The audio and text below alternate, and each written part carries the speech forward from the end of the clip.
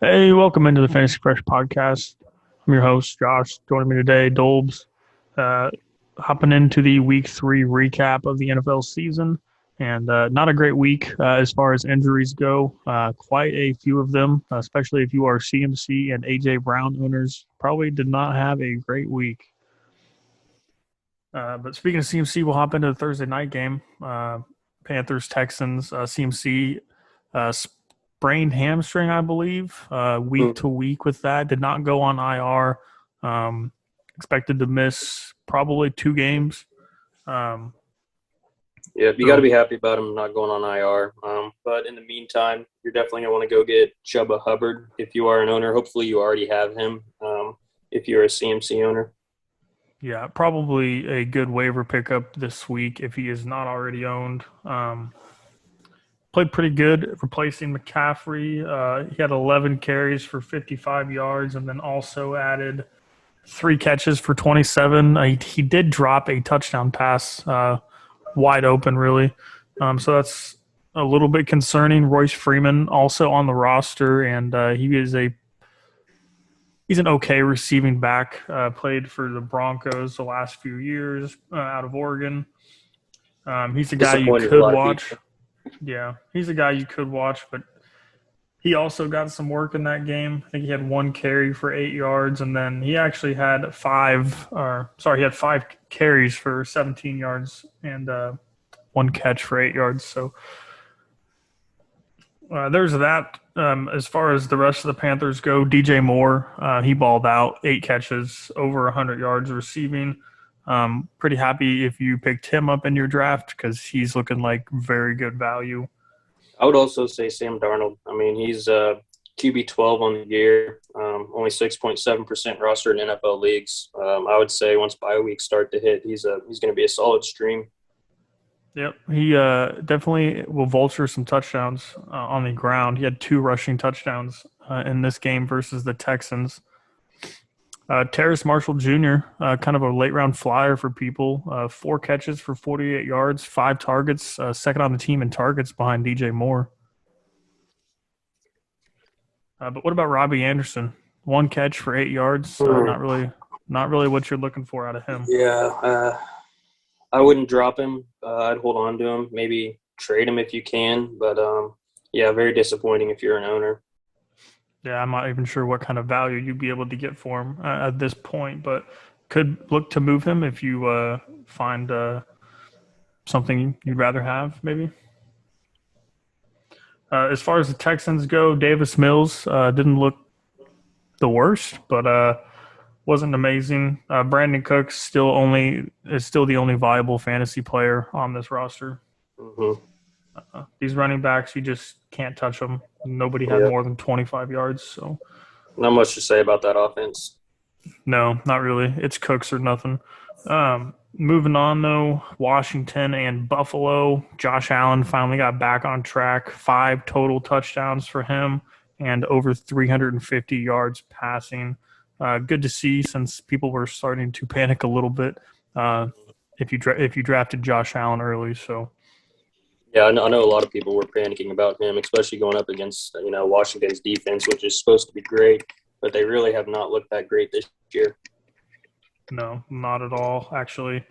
And as far as Washington goes, Antonio Gibson really saved his day with a 73-yard touchdown catch. He only had 2 targets on the day. That was his only catch. And then 12 carries for 31 yards on the ground. Not spectacular. J.D. McKissick still getting a little bit of involvement in that offense. 2 catches for 15 yards and 3 rushes for 23. Yeah, and then talking about receivers, Buffalo's wide receivers, that you got to be happy if you started anyone like Beasley, Sanders, or Diggs. All those guys had great days. Sanders with the 2 touchdowns.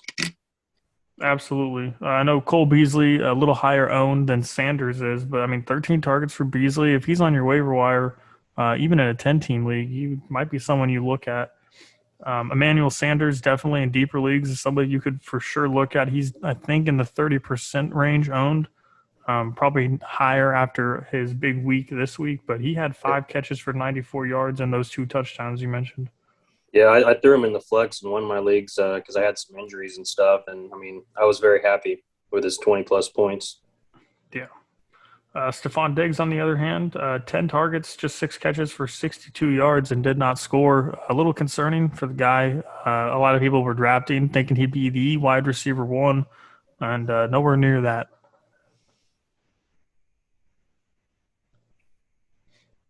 Maybe just too many mouths to feed in this Buffalo offense right now. They are running the ball considerably more than they did last year.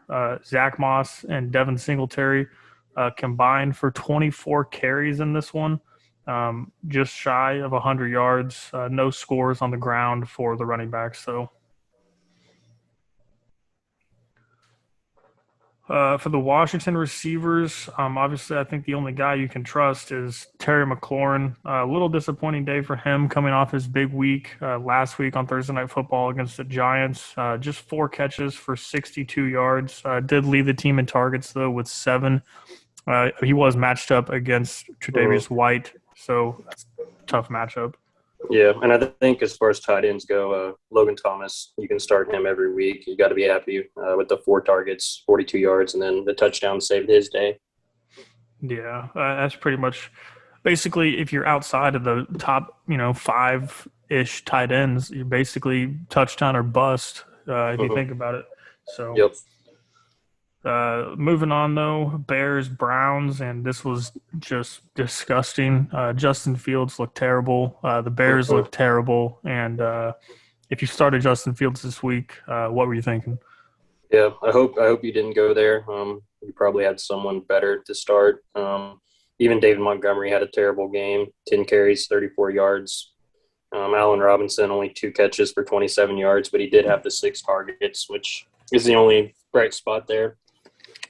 Yeah, but this is now 3 straight games for Allen Robinson where he really hasn't done a whole lot. Got to be concerning considering he was being drafted as a wide receiver 1 in the 2nd to 3rd round range.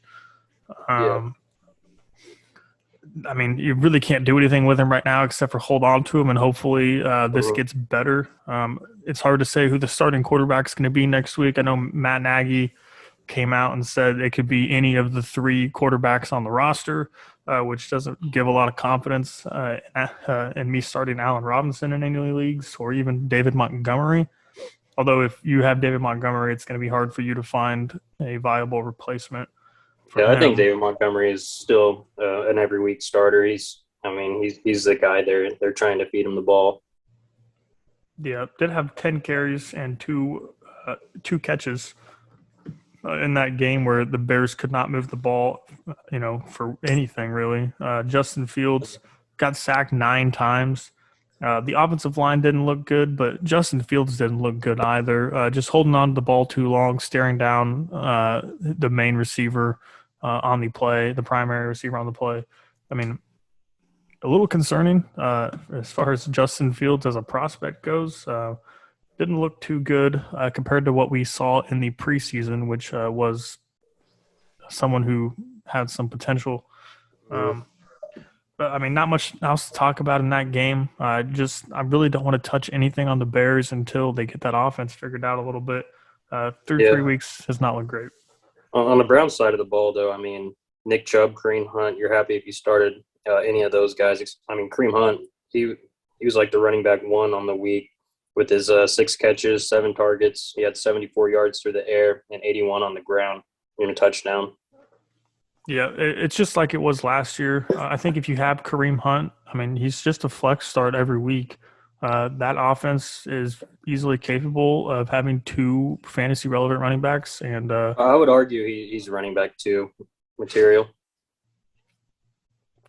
Absolutely. I mean, he's going to have some up and down games, I'm sure, just like he did last year. But, I mean, I think you just have to have him in your lineup with the upside there. I mean, that being said, Nick Chubb still had a fine game. 22 carries for 84 yards, getting a ton of volume. Obviously, they ran the ball a lot in this game since it was a blowout from the start. Let's talk about Odell Beckham Jr. First game back on the season. 5 catches on 9 targets for 77 yards. That's pretty good for a player who wasn't even out there on most of the snaps. Yeah, and I mean, they didn't have Jarvis Landry, I'm sure, which helped, but I mean, you got to be happy there if you played him. Right, yeah. Jarvis Landry, obviously on injured reserve for the next few weeks here. Besides Odell Beckham, and obviously Baker Mayfield only threw for 240 yards, and 160 of those went to Odell Beckham and Kareem Hunt. Donovan Peoples-Jones, next man up, 39 yards on 2 catches.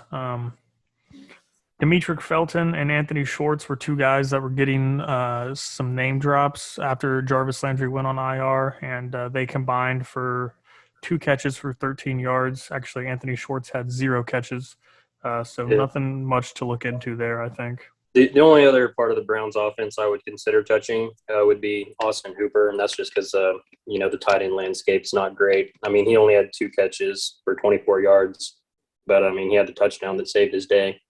Yeah, touchdown definitely helped him out. Let's go ahead and move on. Ravens-Lions, this was an interesting game. Coming in, the Lions were a team that people thought would be one of the worst in the league. 2 pretty rough losses to open up the season, and they play the Ravens, who should be one of the better teams in the league. And the Ravens only win by 2 on a historically long game-time field goal from Justin Tucker, 66 yards, that bounced off the upright and in. Pretty crazy kick. Pretty disappointing game from the Ravens running backs. Oh, yeah. You got to be disappointed if you started Tyson Williams, only the 2.5 fantasy points. But, I mean, he's a buy low guy. He's the best running back on that team. The whole Ravens offense didn't look great. Marquise Brown dropped, 2-3 balls. Just it didn't look good at all. And not only 2-3 balls, but, I mean, 2 touchdowns that he dropped, 2 deep touchdowns. Bad day for Hollywood Brown. Still finished the day with 3 for 53, but man, that could have been an enormous stat line for him. Mark Andrews finally had a decent week, 5 catches for 109 yards. That's his best game of the season so far.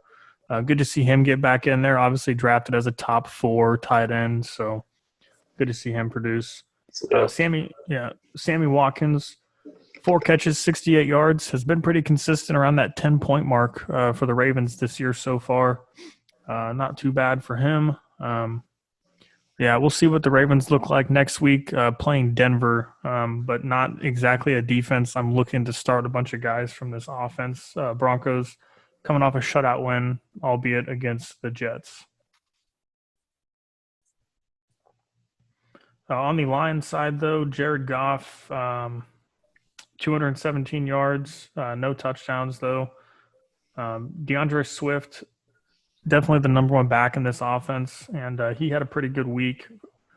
47 yards on the ground and a touchdown, and then 7 catches for 60 yards on 7 targets.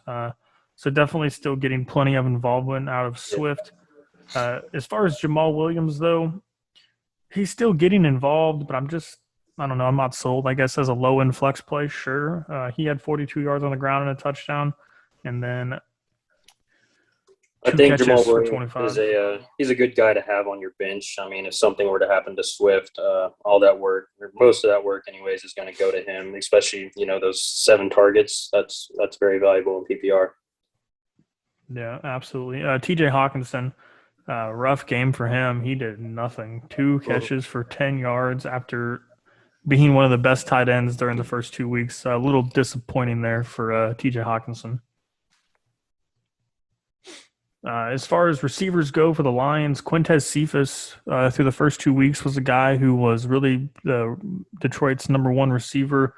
This week, though, just 1 catch for 8 yards. Khalif Raymond, 6 for 68. I just don't think there's anything to look into here. I wouldn't trust any of the receivers on this team on a week-to-week basis. Yep, I agree. Moving on here, Colts Titans. Carson Wentz ended up playing on his 2 sprained ankles. Only Carson Wentz could play. Could have 2 sprained ankles at the same time. Jonathan Taylor, pretty disappointing week from him. Only 1 catch on 3 targets. after they opened up the season, really throwing him the ball and getting him involved in the passing game. 10 carries, 64 yards, no scores, so sub 10-point week for Taylor. Nyheim Hines vultured a rushing touchdown from him, and he also had 5 catches for 54 yards, so he had a better week than Jonathan Taylor did. Where are you with Michael Pittman Jr.? He's a wide receiver 2, low-end wide receiver 2, high-end wide receiver 3 for me. Number 1 receiver on this roster, and until T.Y. Hilton gets back, he's definitely a start for me. He gets plenty of volume, 12 targets in this one, 6 catches for 68 yards. Definitely worth a start every week. I mean, unless you just are loaded at the position. But they do run into a tough matchup against the Dolphins next week. Pretty solid defense, but still a start for me. And then Tannehill, he had a bounce-back week with his 3 touchdowns through the air. And then, his 5 rushes for 56 yards. Yeah, he did. A little concerning, though. Julio Jones, a little banged up. He is questionable for week 4. And A.J. Brown, doubtful for week 4 with that hamstring injury. As someone who has A.J. Brown in 3 leagues, super disappointed to see him go out in the first quarter. He scored 0.3 points in PPR. So that is frustrating after he really hasn't had a hot start to the season anyway. But yeah, it was Nick Westbrook who had the game for the Titans. I think he had 2 touchdowns, or he had 1 touchdown, 4 catches, 53 yards, and a touchdown. And then McNichols, the backup running back, steals a touchdown through the air for the Titans as well. Derrick Henry, another monster week for him. And another week of him getting involved in the passing game, not as much as last week, but he had 3 catches for 31 yards and then 113 yards on the ground. Yep. He's their workhorse. Yeah. Obviously, you're starting Derrick Henry every week unless you're crazy. Let's move on to probably one of the most surprising games of the week, Los Angeles versus the Kansas City Chiefs. And Chargers actually end up with a win in this one, even after some head-scratching time management at the end of that game from the Chargers. They had the ball inside the 10 and actually decided with, I think 35 seconds left or so, ended up throwing a touchdown to Michael Williams instead of keeping the ball on the ground and kicking, a 5-yard field goal. Yeah. Interesting play, and if you bet the over on Austin Eckler, cost you that because the over was 55.5. Austin Eckler finished with 55 rushing yards. He still had a great day. 6 catches, 52 yards through the air, and a touchdown. Yeah, Austin Eckler is a top-end RB1, so obviously you're starting him every week. Justin Herbert, great game from him. 4 touchdowns through the air, 280 yards. Looked really, really good. As far How as about Mike Williams? Yeah, he's got to be one of the top steals of the draft where he was going. I don't remember exactly where he was going in some of our leagues, probably the 7th round or so. 7th, 8th round, yeah. He's having an awesome year up to this point. You got to hope that he can keep that up. He's a top 3 wide receiver right now in fantasy. In this one, 9 targets, 7 catches, 122 yards, and 2 touchdowns. Keenan Allen still had a decent day for you. 8 catches for 50 yards, still a team high 12 targets, and he also caught a touchdown.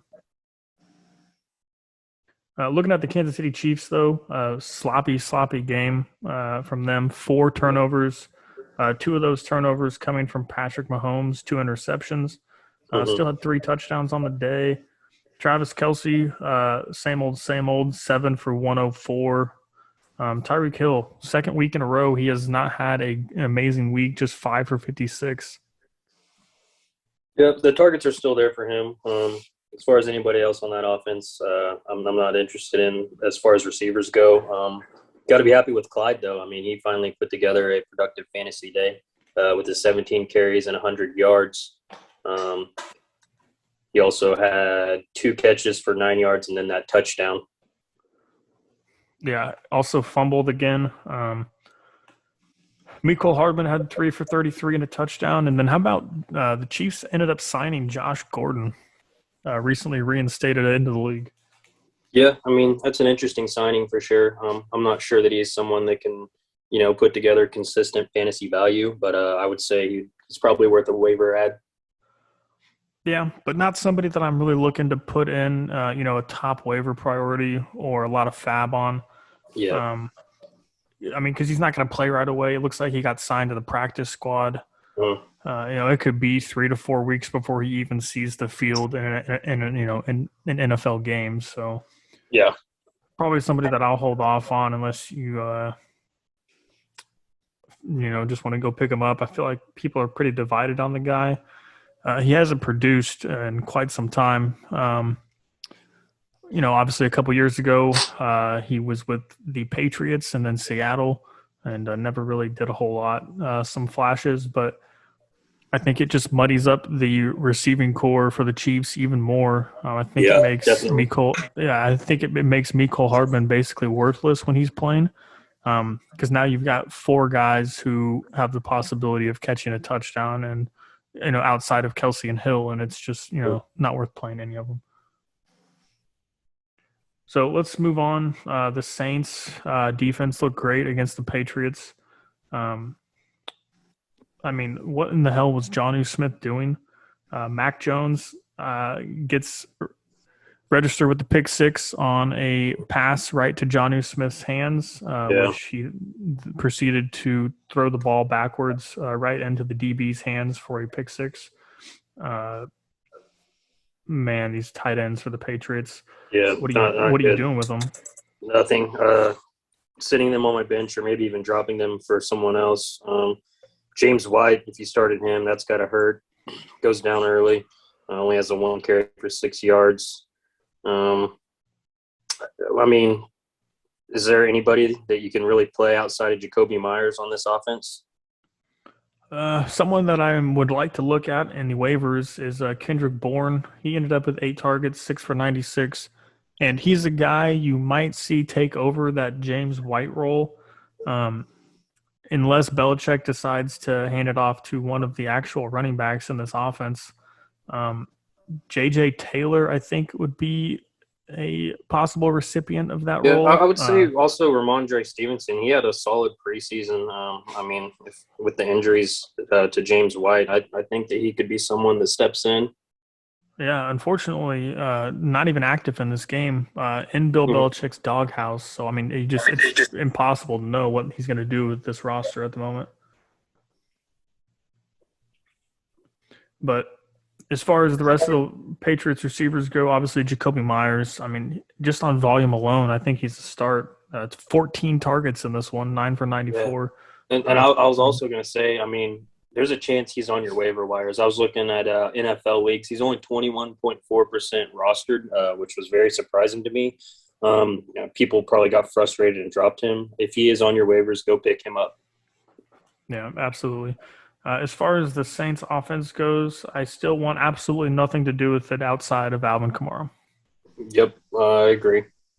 In a game, the Patriots or the New Orleans Saints put up 28 points. Jameis Winston has 128 yards passing and 2 touchdowns. Solid day for Alvin Kamara. He had 89 yards rushing and 3 catches for 29 yards and a touchdown. Marquez Callaway finally scores a touchdown after 3 weeks here. He had 4 for 41 and a touchdown. But, without that touchdown, that's just 8 points. And I still think he's a guy you can just drop. Not really worth hanging on to. Yeah, definitely. Yeah, not enough volume in that offense. Moving on, Falcons, Giants, and super disappointing day for Kyle Pitts. Just 2 catches for 35 yards that both came late in the fourth quarter. Have no idea what Arthur Smith is thinking. You spend a 4th-round pick on a generational talent tight end is what they were calling 4th overall pick. Yeah, 4th overall pick, and 3 targets against the Giants. So if you want to trade him to me now, you can. I'll give you something good for him. Yeah, not a guy I'd be looking to sell low on. Think he still gets more involved into the offense. But how about But Cordero yeah, Patterson? uh, I mean, 7 carries, 6 catches. I mean, he's getting volume. He's getting the work, and uh, I would set him on my bench for now. Yeah, I don't think Mike Davis is startable right now because he's not getting any passing work really. I don't think he had 4 targets, 4 catches, just 20 yards. But yeah, Patterson led the team in receiving with 6 catches for 82. Calvin Ridley still a little disappointing, but some decent volume in this one at least. 11 targets, 8 for 61. Just 7.6 yards a catch there. Would like to see that get a little bit higher. Still not finding the end zone. Mm-hmm. I mean, for the Giants, Daniel Jones did not look very good this week. Didn't throw any touchdowns. Didn't rush for any touchdowns. 39 yards on the ground. But Saquon Barkley, finally a bounce-back week for him. 16 carries for 51 yards and a touchdown on the ground. And then 7 targets, 6 catches, 43 yards. What are your thoughts on Barkley? I mean, you got to be happy there. If you took the chance on Barkley, I think it's only going to go up from here. I mean, he's coming off a serious ACL injury. They're going to keep working him in, and he's definitely got better days ahead. Yeah, and on close to 85% of snaps for the Giants in this one was Saquon Barkley. Mm-hmm. As far as the receivers go, the story of the week, just more injuries. Sterling Shepard and Darius Slayton both go down with injuries in this one. I think they both had hamstring injuries as well. Mm-hmm. Yeah, the Shepard one kind of hurt me a little bit. I took a chance and played him in the flex in a league, and only had 3 fantasy points, so that wasn't fun. Yeah, not a good week for hamstrings in the NFL. Evan Ingram, are you touching Evan Ingram still in this offense with those injuries considered? I would leave him on the bench. I mean, if you picked him up, I think he'll get more targets in the future. I mean, he had 6 targets, so only 2 catches for 21 yards, though. Yeah, and it is important to note that Shepard and Slayton both went out early in this game, so plenty of chances for him. Yep. Let's move on. Bengals, Steelers. Ben Roethlisberger, he's washed. Yeah, I hate to say it. Been watching Big Ben, since 2004 when he came into the league. Been my favorite player of all time. And after this week, I'm finally coming to the conclusion that, I think he's done. Yeah, he looked just terrible in this one. 2 interceptions, 1 touchdown, still had 300 yards, but a lot of these yards picked up in garbage time. Mm-hmm. Obviously, no Deontay Johnson this week, and Juju Smith-Schuster goes out with an injury. Go figure. Chase Claypool, 9 for 96. He finally has a nice week. And then Najee Harris, 19 targets. Yes, over 100 yards receiving for Najee Harris, 14 receptions. And I want to say 13 of these came off 5-yard dump-offs from Big Ben. Oh, yeah. Yeah, definitely. I mean, Ben was just holding on to the ball too long, not hitting open targets. He can't zip it downfield like he once could, and it's hard to see. And then moving on to the Bengals, though, how about Mr. I can't catch because the ball doesn't have a white line on it, Jamar Chase? He's catching just fine now. 4 catches, 65 yards, and 2 touchdowns. Yeah. Tyler Boyd this week. Obviously, T. Higgins was out this week. Tyler Boyd steps in, 4 for 36 and a touchdown. I still don't think Tyler Boyd's relevant in this offense. I think he's the number 3 option when T. Higgins returns to the lineup. And if T. Higgins is playing, I just think Tyler Boyd's basically droppable. Yeah, I'm holding on to Tyler Boyd for right now. I think he's too valuable of a PPR guy to let go. But, yeah, like you said, with T. Higgins and Jamar Chase there, he's not going to get the work. But if an injury were to occur, he's definitely playable. Yeah, only 14 completions for Burrow, 18 attempts. Yeah, Pittsburgh's, front didn't look great. We have 2 injuries there with the Lulu and TJ Watt. I mean, Joe Mixon did whatever he wanted on the ground. So, Yeah, Joe Mixon did average 5 yards a carry for 90 yards. So that's about it from that game. Let's move on. Cardinals Jaguars. James Robinson finally gets going in this one. He did have 15 carries for 88 yards and a touchdown. And it wasn't like he had one long 70-yard run that blew out that average, only a long of 21. So decent work on the ground for him, 5.9 yards a carry and the touchdown. So first decent week for James Robinson. Yeah, and the 6 catches for 46 yards. I mean, it looks like they're finally, using him like they should, not overworking Carlos Hyde. Yeah. Marvin Jones had 6 catches for 62 yards on 8 targets. I still think he's the number one option in this offense and the number one player in fantasy from this – number one receiver in fantasy from this team. DJ Chark. In drafts, he was going behind Chark and Chennault, but, got to be happy if you got Jones. He was great value, too. DJ Chark did find the end zone in this one, 3 for 49 and that touchdown. 6 targets, but I think Chark is definitely a guy that you can flex, but I think he's a boomer bust guy. You're kind of banking on him getting a score. He's still getting decent volume, though. Yeah, I think most weeks you probably have better options than Chark. Yeah, I would hope so. Leviska Chennault, 4 for 48. This might be his best game of the season so far, but not a guy that I'm going to actually put into a lineup until I see a little more. I agree. Trevor Lawrence, another game with multiple interceptions for him.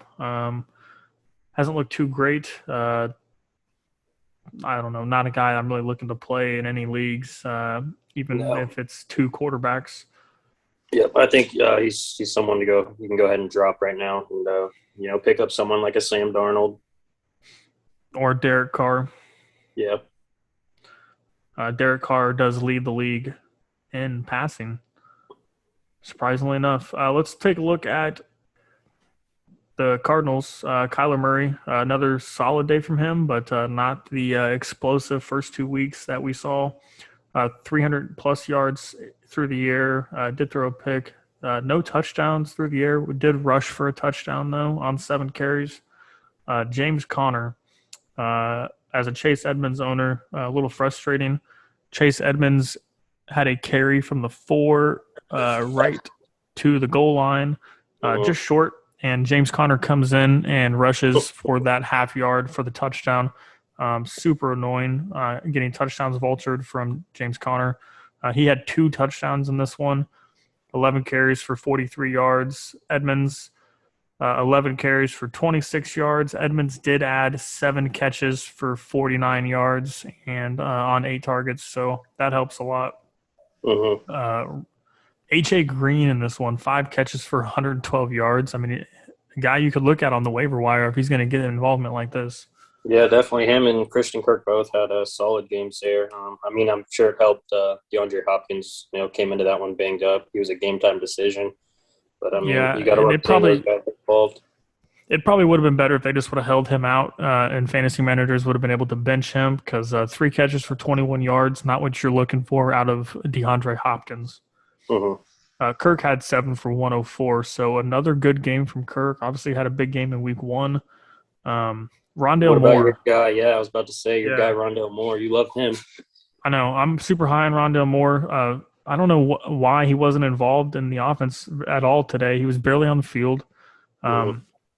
He had 1 rush for 3 yards and actually almost found the end zone that would have saved his day. And then Kyler Murray took that one in, I believe. And then just 2 catches on 2 targets for 1 yard. Super disappointing day for Rondale Moore, but I think there are better days ahead for him. He's an explosive guy, and I'm still high on him. Let's move on to the Raiders and the Dolphins. The second of 3 games, the Raiders find themselves in overtime. And somehow managed to squeak out a win and are 3-0 and tied with the Broncos for first place in the entire AFC. Yeah, I mean, it was a really good game. Dolphins defense played pretty good.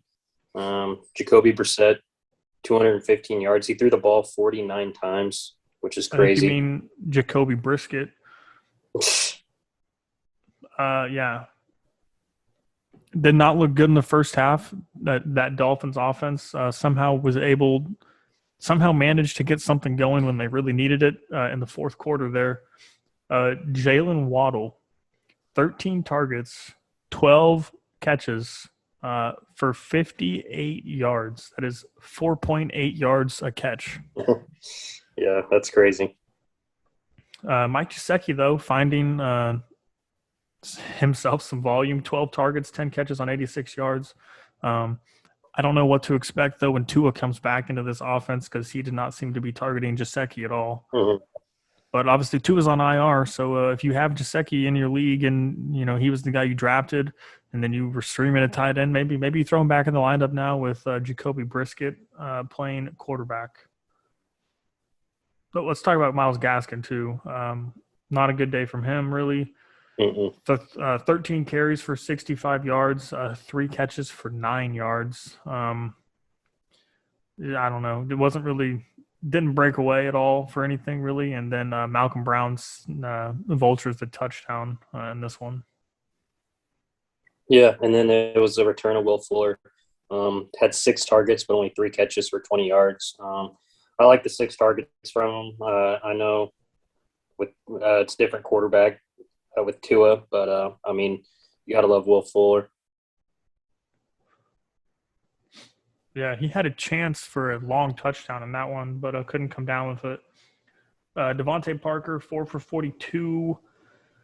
Just hard to trust, really, any of these guys except for, I guess, Waddle at the receiver position if he's going to get that kind of volume. Still had 17-plus points in PPR, so good, solid game from Waddle. Let's look at the Raiders, though. Peyton Barber dominated on the ground. The Raiders doing Raider things and wasting money on players that they don't put on the field. Paying Kenyon Drake $5.5 million this year and giving him 8 carries for 24 yards. Yep. Don't understand it. Yeah. Peyton Barber, on the other hand, 23 carries, 111 yards, and a touchdown. Both of them had 3 catches for around 30 yards receiving. Henry Ruggs finally maybe looking like the number 1 overall receiver drafted last year. Another solid week from him, but Darren Waller, an okay week from him, but a little disappointing. Wasn't the almost 20 target machine we saw in week 1. 5 catches for 54 for Waller. Obviously, you're starting Waller no matter what. You drafted him probably in the second round. So Hunter Renfrow, though, is a guy I'd be looking at on waivers. Do you have his percent owned? Yeah, Renfrow, he is 3.4% rostered in NFL leagues. And, he's getting a lot of work, especially, PPR leagues, maybe deeper leagues. He's definitely worth a roster spot, in my opinion. Yeah, 6 targets, 5 catches, 77 yards, and a touchdown. Brian Edwards, another guy that you could look at. Probably not very highly owned in leagues. 3 catches for 89 yards. Seems to only show up in the fourth quarter and in overtime. But, aside from that, though, that's about it from that game. You want to talk about your Broncos? Yeah, we'll talk about the undefeated Denver Broncos, tied for first place in the entire AFC, also in the entire NFL. So let's talk about it. Broncos blow out the Jets 26-0. Zach Wilson looked like Zach Wilson. 2 picks on the game for him. Michael Carter led the Jets in rushing. He was kind of a late-round flyer for people. He's starting to get a majority of the work. Didn't really turn it into anything, but this could be something to watch if you picked up Michael Carter. Yeah, I agree there. And also Corey Davis. I know a lot of people have been worried about him the last couple of weeks. He had 10 targets. He didn't turn it into anything great. Only 5 catches for 41 yards, but he'll have better days ahead. Yeah, playing against a very, very stout Denver defense. Not surprising to see the entire Jets offense struggle in this one. Yeah, I don't know. Nothing really else to talk about for the Jets offense. We'll talk about the Broncos. Teddy Bridgewater, another good day from him. No turnovers, 235 yards passing. No touchdowns through the air, but I think that'll change next week going up against the Ravens, whose defense hasn't looked quite as well as they have in years past. And I think we can get some pretty good scoring going on in that game. Looking at the running backs in this one, Melvin Gordon, Javonte Williams. Melvin Gordon, the first 2 weeks, they were kind of splitting carries, basically 50-50. Melvin Gordon got more work in this one, 18 carries to Javonte Williams, 12 carries. And Melvin Gordon had a much better day on those carries, albeit just 3.4 yards a carry, 61 yards. Both of them found the end zone. And Melvin Gordon had 1 catch for 21 yards. Javonte Williams, 3 for 33. Just kind of frustrating to pick and choose who you're going to start out of these two guys, because as it is right now, I don't think either one has a ton of value in fantasy from besides being a low-end flex play. Obviously, the running back position, not super deep, so, either of them could be an RB3. It just depends on the week. Tim Patrick, a big-time waiver pickup if you don't already. Check your waiver wire, see if he's out there. But 5 catches for 98 yards. Also has 2 touchdowns on the season. And I would also say with the injury to Hamler, I think Tim Patrick will be that much better. Yeah, KJ Hamler did tear his ACL in this one, out for the season, and could be out for much longer. It sounds like he totally destroyed his knee, unfortunately. So that is brutal. Tough loss.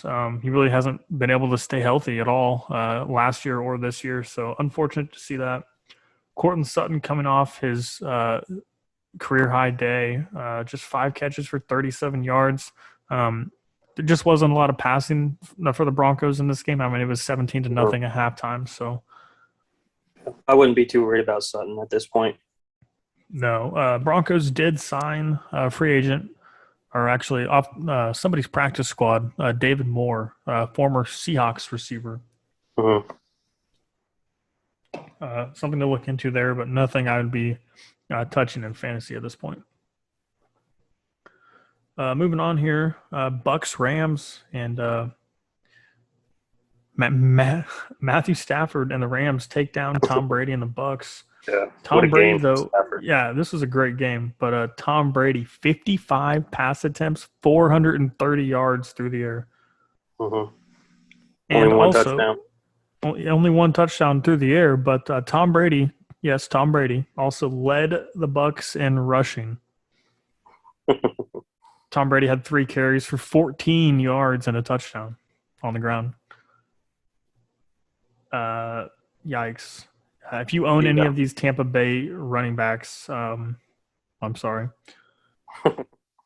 Ronald Jones had 5 carries for 11 yards. Fournette, 4 carries for 8 yards. And, I'm just not touching any of these guys. I know Los Angeles has a great defense, great defensive front there, but still, none of these guys have really looked overly impressive on the season.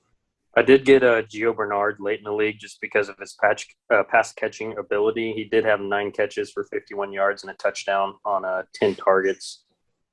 Yeah, it could be Tom Brady's new James White.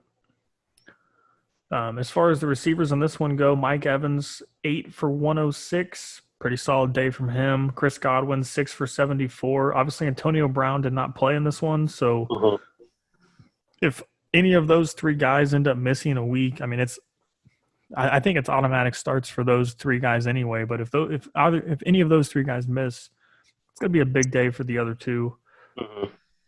Tyler Johnson, a guy who I thought might get some work with AB out, did manage 3 for 63 in this one. Aside from that, though, nothing really of all that much interest. Gronkowski, 4 for 55. Unfortunately, did not have 2 touchdowns in this game, which was his average. He did have 7 targets, though, which you can't be too upset about for the tight end position. No, and for a guy that was going undrafted in a lot of leagues, I still think he's an absolute steal. He's going to have better games than that, so I'm still a guy I'm starting on a weekly basis if I don't already have a top 5 tight end. Seahawks-Vikings, last game of the afternoon slate. Kirk Cousins continues to be one of the best quarterbacks in fantasy football. Yep, late round draft pick. Got to be very happy if you took a flyer on him. Yep, over 300 yards passing, 3 touchdowns. I mean, not really much else you can ask out of a quarterback, really. Great day for Alexander Madison. If you were a Dalvin Cook owner and you had him stashed away as insurance, 26 carries for 112 yards, plus his 6 catches, 59 yards through the air. Yeah. Obviously, that's what you drafted him to be. When Dalvin Cook is out, you expect him to come in and be an RB1 on the week. Justin Jefferson had a great day on this one, 9 catches for 118 yards and a touchdown, finally looking like his rookie year self where he balled out. Adam Thielen still had a pretty good week, 6 catches, 50 yards and a touchdown. And Tyler Conklin, 7 for 70 and a touchdown. Yeah, I think he's a streaming option at the tight end position without Irv Smith. Yeah, obviously Irv Smith out for the year, so why not? Definitely, if you're streaming tight ends, if he's out there, could be your guy. Looking at the Seahawks in this one, disappointing start to the Seahawks. 1-2 on the year, haven't looked great as far as the team goes. As far as fantasy goes, though, DK Metcalf, 6 catches, 107 yards, and a touchdown. One of the best wide receivers in the league and one of the best fantasy wide receivers out there. Tyler Lockett, like we could have guessed, a little regression in this one. I know he did. I don't know if he got hurt for a little bit, but he ended up coming back into the game. So hopefully he should be fine, but 4 catches for 31 yards, and that's just something that you can come to expect with Lockett. He's going to have those huge weeks, and he's also going to have those weeks where he scores, less than 8 points. So, yep. Just kind of luck of the draw on that one. Bad week for him. Gerald Everett, 5 catches for 54 yards at the tight end position. Will Dissly, 1 for 39. Chris Carson, good game from him. Only 2 targets for 2 yards, but he did have 12 carries for 80 yards and a score. So, how about the Sunday night game, Packers and 49ers? Aaron Rodgers looked good. Devontae Adams looked like the best receiver in fantasy once again. 12 catches on, I believe, 18 targets. Yeah, 18 targets and a touchdown. So, I mean, I don't know. There's not a lot of receivers getting that kind of volume. No. And all the other receivers in this offense, you're not excited about. You're not going to start them. Devontae Adams is the guy there. Yeah. Aaron Jones had another decent week coming off his 4-touchdown week last week. 19 carries, 82 yards, and a touchdown. And then – did he not have any targets? Oh, no, yeah. 14 yards. MVS finally did something. 3 for 59 and a touchdown, and then he got hurt. As far as the 49ers go, though, Jimmy Garoppolo had a really, really bad fumble where he turned around and threw the ball backwards onto the ground. Yeah, that was really bad. George Kittle finally had a day, though. Yeah, he did. 7 catches for 92 yards. Also had a rush for 9 yards. As far as the running backs in this offense go, it's just a total potluck. I mean, Kyle Juszczyk was getting carries in there, 5 for 14. Yeah. Kyle Juszczyk also had 4 catches for 37 yards and a touchdown. Yeah, I mean, you got to think at this point if Elijah Mitchell is healthy next week, he's probably going to be the guy. Yeah, I think so. I just think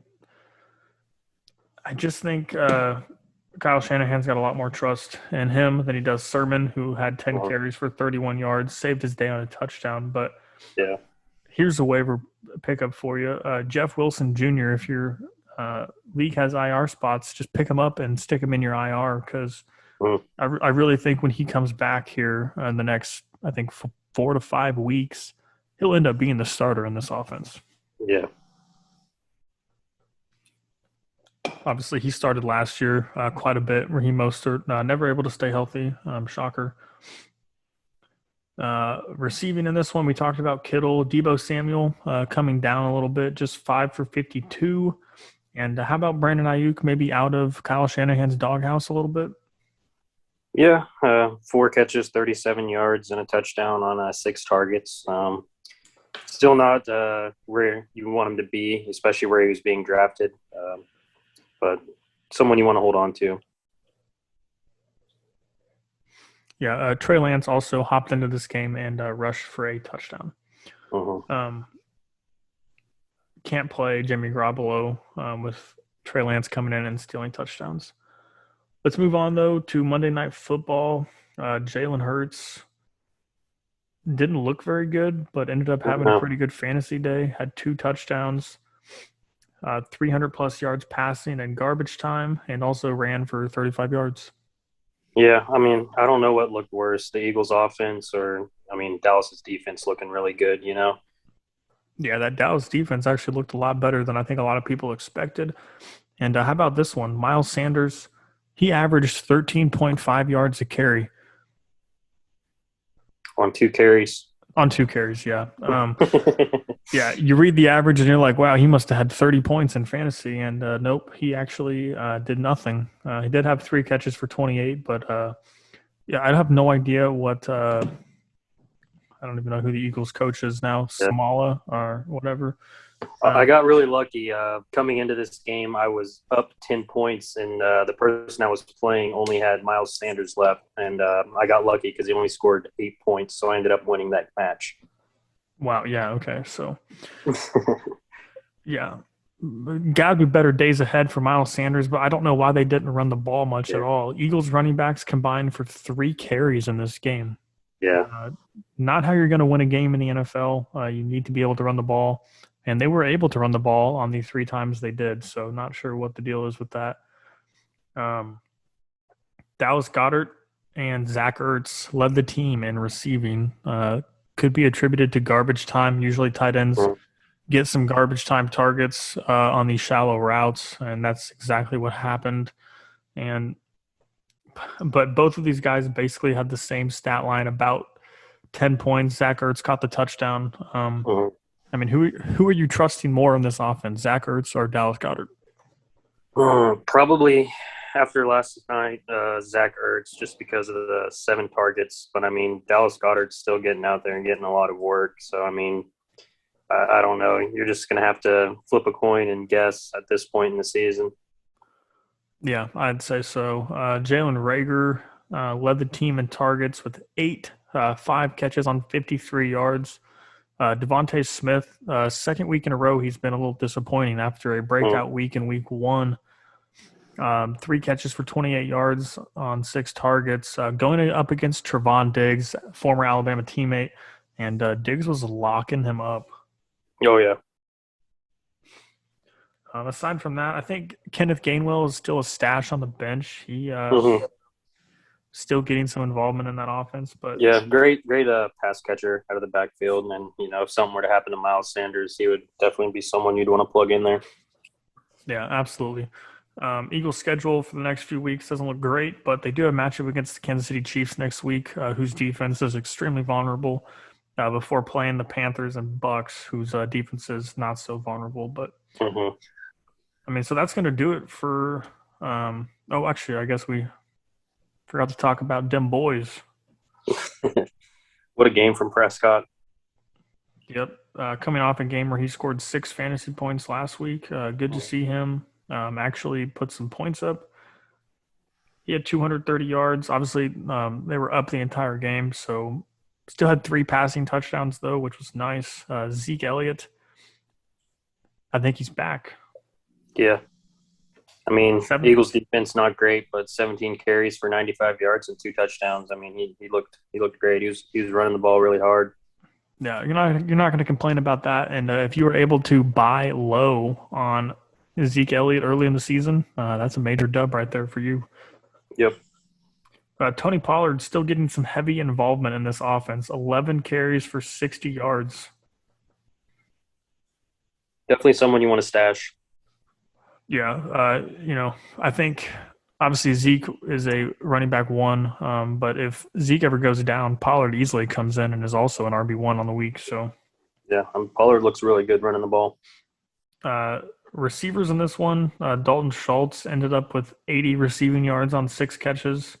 I don't know. He's a streaming tight end you can plug in. He gets decent volume. He led the team in targets, and I mean, he's only 6.4% rostered in NFL leagues. So I mean, he's someone you could definitely look at on the waiver wires.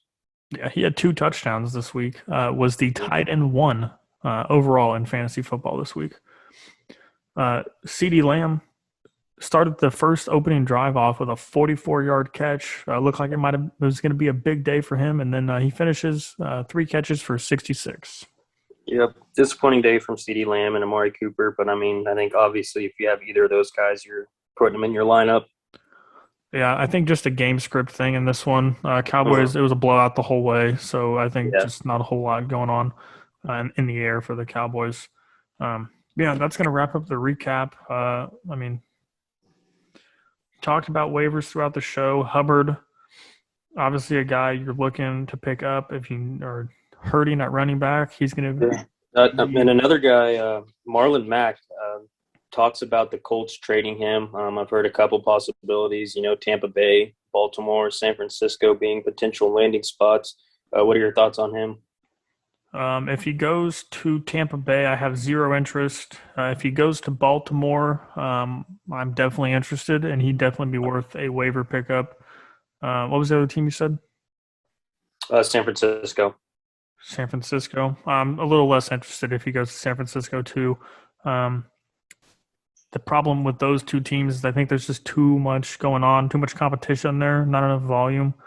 A lot of volume in San Francisco, but just way too many backs that can get touches there. But yeah, in Baltimore though, Marlon Mack actually at one point in his career was a starting running back and was pretty solid. So if he went to Baltimore, I think he would take over that job and could have some very high upside in that offense. Any interest in Sam Darnold? Obviously it depends on who your quarterback is. Me personally, I drafted Brady and Dak in all my leagues because I thought where they were going, that was the best value picks, and so far they've been solid for me.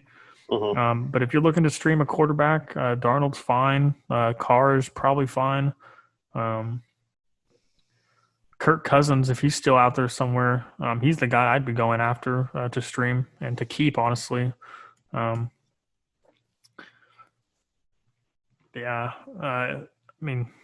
AJ Green, Hunter Renfrow, Jacoby Myers, those are wide receivers I'd be looking to target. Obviously we talked about Chuba Hubbard.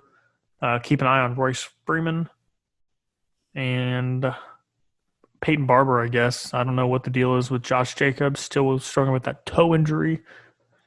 I don't know. You got another running back that you're looking at? I think we really mentioned them all. The main 2 I'd probably be going after would be Marlon Mack and Chuba Hubbard. I think it's worth the rostering Marlon Mack until you really figure out where he's going to go and what his work role will be. Because, he's a great running back. I know he's coming off an Achilles, but he's great when he's on the field. Yeah. As far as tight end streamers go, Dalton Schultz, if he's out there. Gosh, I don't know. It's just a tough landscape at tight end. Just not a whole lot out there on the waiver wire. Pat Freiermuth, he caught a touchdown this week, but, not really. The Pittsburgh offense used to be something you wanted guys, you wanted pieces of, and this year I think you still do want some pieces, but I just don't think it's going to be quite as consistent as it was in years past. I think the only 2 that you really could be excited about starting would be Najee Harris and Deontay Johnson there, just because of the volume that they receive. Yeah, Juju still was getting plenty of volume even with Johnson in there. Yeah. Thank you for tuning in to the Week 3 recap. Obviously, we didn't have any podcasts last week. We will have our Week 4 preview up later this week. Check us out, Spotify Podcasts, Apple Podcasts, and on YouTube. Feel free to follow us on Twitter. Send us your questions. You can add us, or you can comment on YouTube. Appreciate you guys. Oh, yeah, we'll do a Prize Picks show with the Week 4 preview. Yes, sir. All right. Well, that's going to do it. We are signing off. Take it easy, and we will see you on the Week 4 preview.